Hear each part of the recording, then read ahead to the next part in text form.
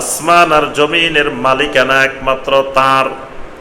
ওয়ালাম ইয়াত্তাখিয ওয়ালাদান, তিনি কোনো সন্তান সন্ততি গ্রহণ করেন নাই, তার কোনো ছেলেও নাই মেয়েও নাই। ওয়ালাম ইয়াকুল লাহু শারীকুন ফিল মুলকে, তার ওই মালিকানার ভিতরে কোনো শরিকানাও কারো নাই। এমন নয় যে আসমান জমিন বানাই উনি 10% শেয়ার বিক্রি করে দিচ্ছেন। আসমান জমিনের যা পুরাটার 10% শেয়ার আল্লাহ কি করছে, কারো কাছে বিক্রি করে দিছে। এই কাজও আল্লাহ করেন। 1% শেয়ার, 0 পরিমাণ শেয়ারও আল্লাহ রাব্বুল আলামিন কাউকে দেন। এই জন্য আল্লাহ বলেছেন ওয়ালাম ইয়াকুল লাহু শারীকুন ফিল মুলকে, তার মালিকানার মধ্যে সামান্য পরিমাণ শরিকানাও কারো নাই। এই কথাগুলো বলার প্রত্যেকটার পিছনে কারণ আছে। প্রথম বলছেন ওয়ালাম ইয়াত্তাখিয ওয়ালাদান, তিনি কোনো ছেলে মেয়ে গ্রহণ করেন না। জমিনে অনেক মানুষ আল্লাহ ছেলে মেয়ে বানাই ফেলছে।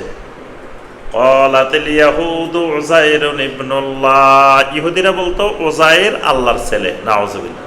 ওয়া ক্বালাতিন নাসারাল মাসীহু ইবনুল্লাহ, খ্রিস্টানরা বলতো ঈসা আলাইহিস সালাম আল্লাহর ছেলে। আরবের মুশরিকেরা বলতো ফেরেশতারা আল্লাহর মেয়ে, নাউযুবিল্লাহ। তাহলে আল্লাহর ছেলেও বানাইছে পৃথিবীর মানুষ, আল্লাহর মেয়েও বানাইছে। এই জন্য আল্লাহ পাক বলেছেন ওয়ালাম ইয়াত্তাখিয ওয়ালাদান। সূরা আল ইখলাসের মধ্যে আল্লাহ পাক কি বলছেন? আল্লাহ পাক বলছেন যে কুল হুয়াল্লাহু আহাদ আল্লাহুস সামাদ লাম ইয়ালিদ ওয়া লাম ইউলাদ, তার কোনো সন্তান সন্ততিও নাই এবং তিনিও কারো সন্তান সন্ততি নন। আচ্ছা, শরীকের কথা কেন বলছেন? আরবের মুশরিকেরা মনে করতো আল্লাহ সব বানাইছে, এটা ঠিক আছে, বানাইছেন সব আল্লাহ, তবে বানানোর পরে আল্লাহ সব শেয়ার রাখে নাই।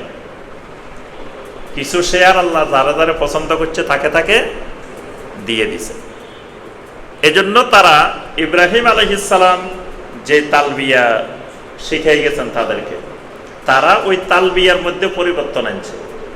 এজন্য আরবের মুশরিকেরা যখন কাবা তাওয়াফ করতো, আল্লাহর ঘরে তাওয়াফ করতো, তখন তারা কি বলতো? লাব্বাইক আল্লাহুম্মা লাব্বাইক লাব্বাইক লা শারীকা লাকা। এই পর্যন্ত ঠিক আছে, এই পর্যন্ত ইব্রাহিম আলাইহিস সালামের তালবি। এরপরে কি বলতো? লাব্বাইক লা শারীকা লাকা ইল্লা শারীকান হুয়া লাকা তামলিকুহু ওয়া মা মালাক। এটা এরা নিজেরা যুক্ত করছে তালবিয়ার সাথে। তারা বলতো যে আসলে লাব্বাইক লা শারীকা লাক, আপনার কোনো শরীক নাই, এই ব্যাপারে আমরাও একমত,